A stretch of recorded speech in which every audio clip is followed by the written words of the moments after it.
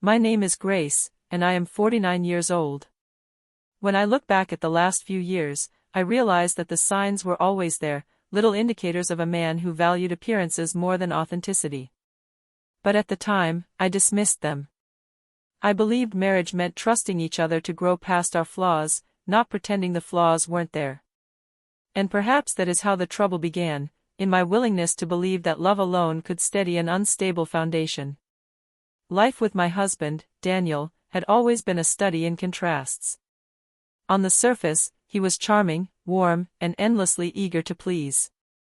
But beneath that charm lived a restless hunger, a need for validation that never seemed to be satisfied. He wanted people to see him as successful, impressive, accomplished, even when reality didn't quite match the image he curated. I knew this about him early on. I even joked about it, calling him the man who never met a compliment he didn't want to keep. But the truth was more complicated. Daniel grew up in a family where worth was measured in outward signs of success: cars, gifts, clothes, gestures grand enough to be talked about over dinner. His siblings were competitive, always subtly measuring who was doing better, who was moving up. And Daniel, the youngest, always felt left behind. He told me once that he hated the way their eyes would skim over him, never stopping long enough to recognize his efforts. I thought my steadiness might ground him. I had built a career I was proud of, saved money carefully, planned responsibly. I believed we could balance each other out, my pragmatism paired with his charm. It felt, at first, like a kind of harmony. But harmony isn't built on illusions. In the months leading up to the moment everything changed, I noticed subtle shifts. Packages arriving that I hadn't ordered. Brief, tense phone calls he took in the other room. Excuses about work dinners or colleague gifts. Nothing overtly alarming on its own, just loose threads that didn't seem worth pulling. Then came the night that would become the cold open to my story. We were at his parents' home for a family gathering. The table was set extravagantly, and his siblings arrived with their usual polished confidence. Daniel took my hand as we walked in, and I sensed the familiar nervous energy humming beneath his smile. When the gift-giving portion of the evening arrived, a tradition his family upheld for nearly any occasion, Daniel stood, cleared his throat dramatically, and announced that he had picked out something special from us. I blinked, confused, as he presented his mother with a designer handbag I knew cost more than we typically spent on gifts. Then came the watches for his brothers, the jewelry for his sister-in-law, each item more extravagant than the last. There was applause. Compliments. His siblings looked genuinely impressed, maybe for the first time in years. But I stood beside him, smiling for appearance's sake, while inside me, a quiet discomfort grew. I hadn't bought any of these gifts. I hadn't agreed to them. And as his family gushed, Daniel squeezed my hand with a nervous intensity that told me something was very, very wrong. That night, while everyone else admired what they now believed was our generosity, a small voice whispered inside me, "Something here doesn't add up." At the time, I didn't yet know the truth. I didn't know that this evening was only the prelude to betrayal. But I did know one thing with absolute clarity: whatever story Daniel was performing, I wasn't in it, not as a partner, not as a decision-maker, not even as an informed participant. And that realization, subtle as it was, marked the beginning of the unraveling. The fallout didn't arrive immediately. In fact, the house was unusually peaceful for nearly a week after that family gathering. Daniel acted relieved, almost buoyant, as if the weight of inadequacy he had carried for years had suddenly lifted. He hummed while making coffee. He whistled on his way out the door. He talked about future trips we might take, dinners with friends, a new chapter he claimed we were stepping into. But beneath that surface-level optimism, I sensed something else. He avoided conversations about money. He changed the subject any time I brought up the household budget. He even tried to distract me with elaborate plans: "We should redecorate, let's think about upgrading the car, we deserve something nice." All of it felt like a smokescreen. The moment of truth arrived on a quiet Thursday morning. I was sorting through the mail, expecting nothing more than the usual stack of bills and catalogs. But then I saw it, the bank envelope. The joint account statement.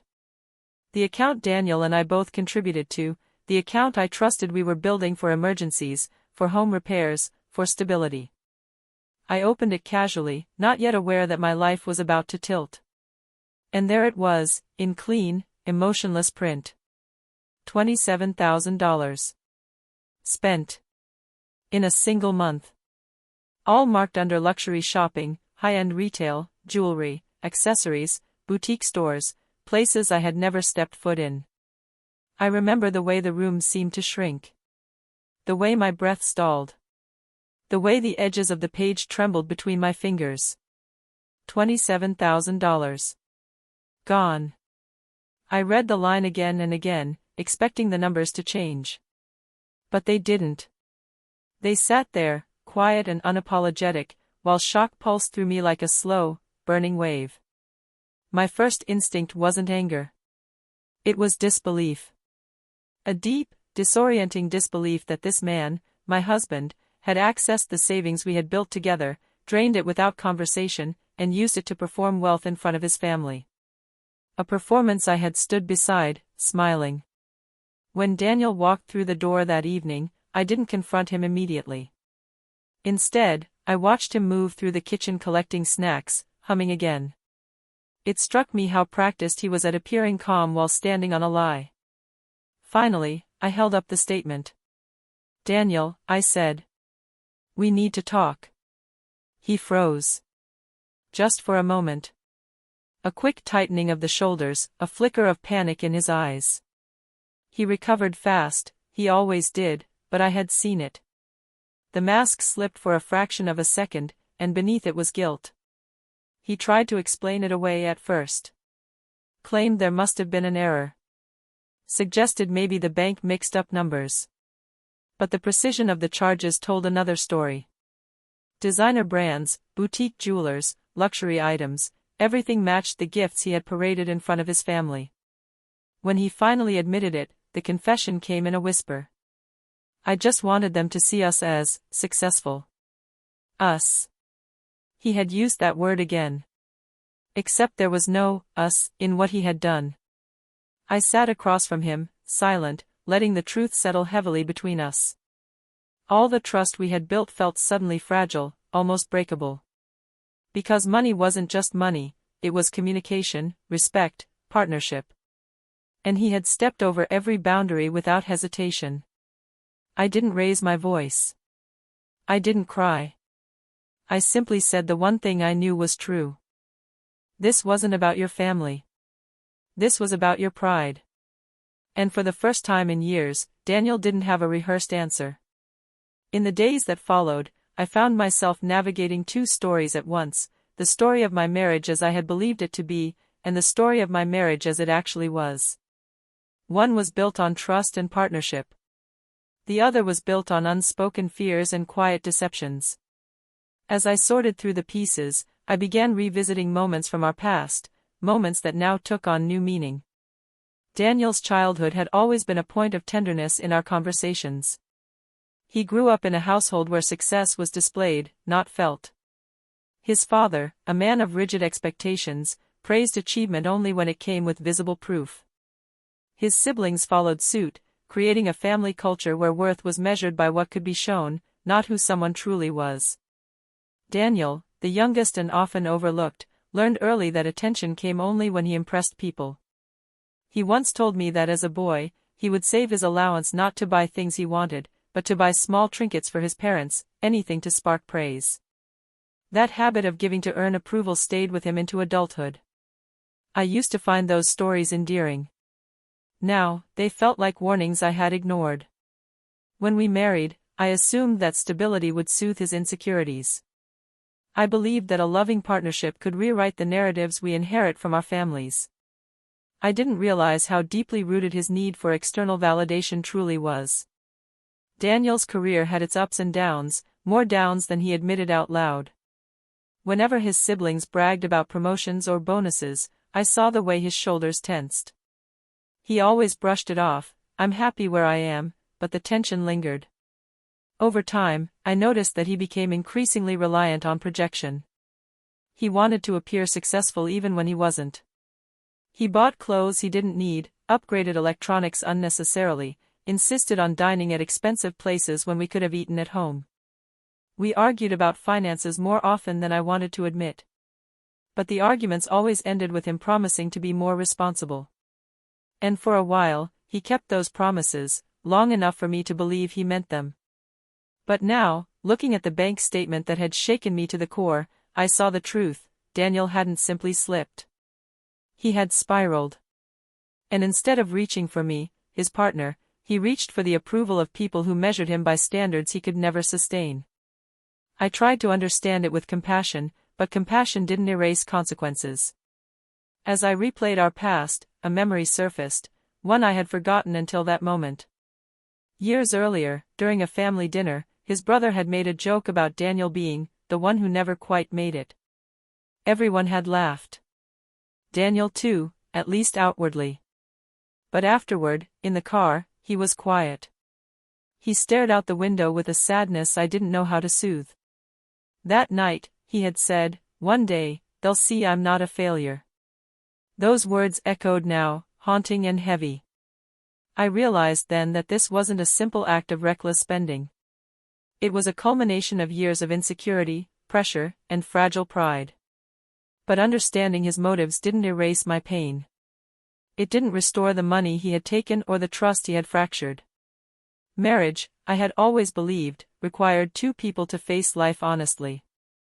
But Daniel had stepped into a fantasy, one that demanded real resources for imaginary status. And now, I was the one left sorting through the consequences of his illusion. Once the shock settled, clarity began to take its place. I knew I couldn't rely on Daniel's explanations alone, not anymore. I needed facts, documentation, and a full picture of what had happened. So, I began my quiet investigation. It started with the financial statements. I spread weeks of charges across the dining table, organizing them by category, by date, by store. As I did, patterns emerged. Multiple purchases from the same luxury retailer. Overnight shipping fees for items that had to arrive before the family gathering. Charges that were so large they seemed almost unreal. Each number told a story Daniel hadn't told me. I contacted the bank. Not in anger, but in calm precision. I asked for verification of the charges, for statements going back 3 months, for any notes on unusual account activity. The representative on the phone, kind but professional, confirmed everything. There was no mistake. The spending wasn't a one-time lapse. It was a deliberate series of purchases spanning several weeks. Each transaction had required Daniel to knowingly withdraw money from our joint savings. Each withdrawal had been authorized with full awareness of the balance. When I hung up, a cold stillness settled in my chest. The betrayal felt deeper than the act itself. It was the deliberate nature of it, the premeditation. Next, I checked our credit card accounts. And there it was again. A pattern of spending masked by partial payments Daniel had made using funds from our savings. He had been moving money around, shifting pieces like a man trying to keep a tower from collapsing. The tower had collapsed anyway. With each discovery, I noted details, wrote down dates, saved digital copies. Not because I wanted revenge, but because I wanted truth. Truth that could stand on its own, unshaken by excuses or charm. When I confronted Daniel with the findings, he collapsed into apologies. He insisted he had planned to return the money somehow. He said he thought a bonus would come through, or that he would find a way to make it right. But his promises didn't match the evidence. And that was the moment I knew I needed professional guidance. So I called an attorney. Not to end my marriage, not yet, but to understand my rights, my options, and the legal definition of what Daniel had done. I didn't tell him about the appointment. Not because I wanted secrecy, but because I wanted clarity before emotion clouded my decisions. The attorney listened carefully as I laid out the facts. When I finished, she folded her hands and said, in plain terms, what your husband did qualifies as financial misconduct. In a marriage, draining joint assets without consent, especially for non-essential, personal purposes, can be grounds for restitution. Financial misconduct. The term struck me. Not a mistake. Not an accident. Misconduct.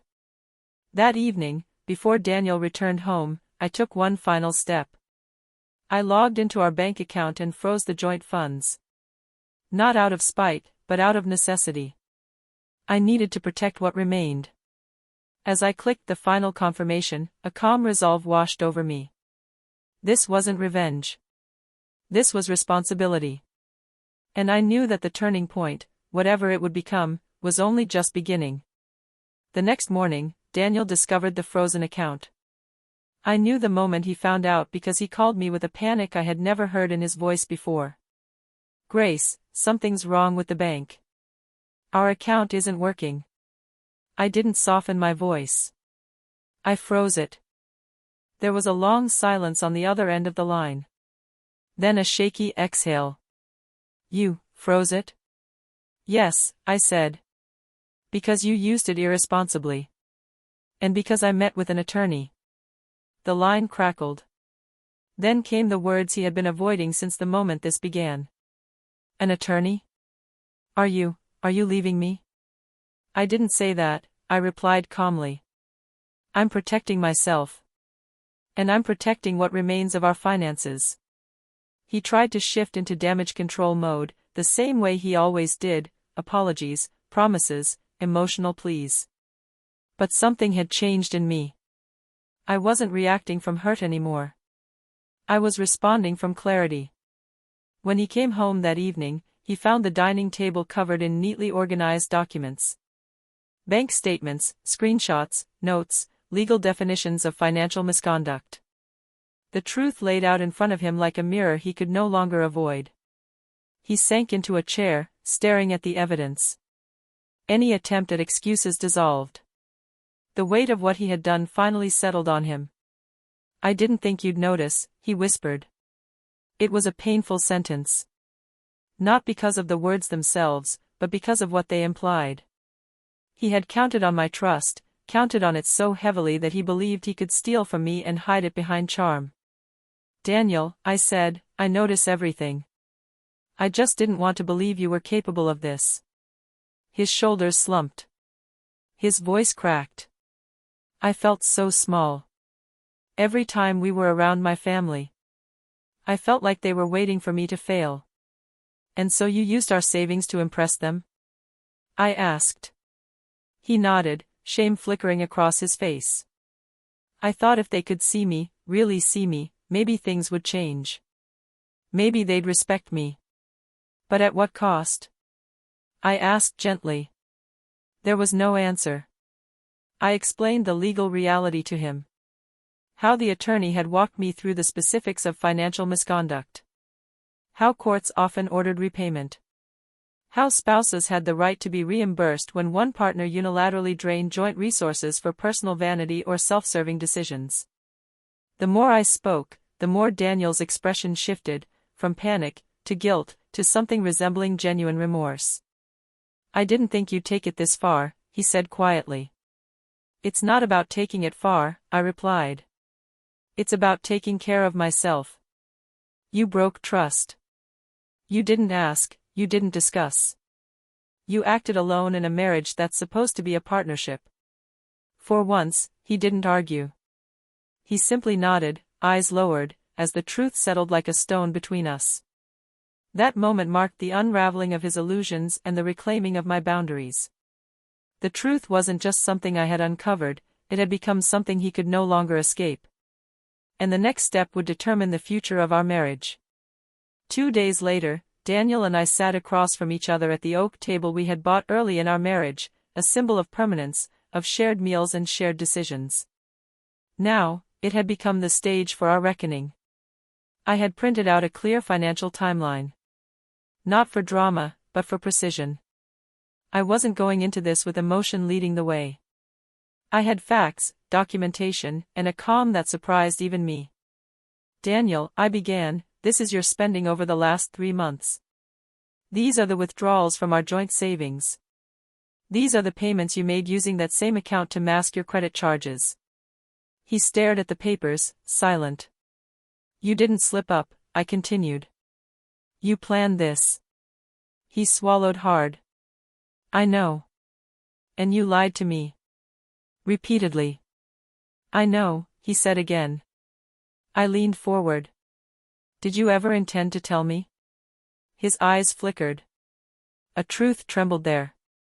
Then he whispered, no. Silence filled the room. Deep. Heavy. Honest. I spoke slowly, letting each word land clearly. I met with the attorney again. She reviewed everything. This qualifies as financial misconduct. If I chose to dissolve the marriage, the court would almost certainly require you to repay what you took. But even without divorce, I am legally entitled to restitution. Daniel's face drained of color. Grace, please. I'm not saying this to hurt you, I said. I'm saying it because accountability is necessary. You didn't make a mistake. You made a choice. And choices have consequences. He covered his face with his hands. I was desperate. I just wanted them to see me differently. And now, I said gently, you have to see yourself clearly. He lowered his hands, defeated. What do you want me to do? At minimum, I said, you will repay every dollar. Not voluntarily, legally. I am filing for financial protection, and the court will mandate restitution. I'm not divorcing you today. But I am protecting myself, because clearly you weren't willing to. He nodded slowly, accepting what was now unavoidable. And going forward, I added, you will attend financial counseling with me. You will provide transparency. You will rebuild trust, not by promises, but by action. Daniel's voice was barely a whisper. I understand. But I wasn't done. One more thing, I said. You will tell your family the truth. His head snapped up. What? Grace, no. They can't know this. They must, I said calmly. You didn't spend our money to impress them. You spent mine without permission. And I won't be complicit in the lie any longer. He shook his head, fear rising. They'll think I'm irresponsible. You were, I replied. And it's time you stop hiding behind a false image. The healing starts with honesty. With them. With me. And with yourself. For a long moment, he just sat there, breathing unsteadily. Then, finally, he said, I'll do it. The confrontation wasn't dramatic. It wasn't loud.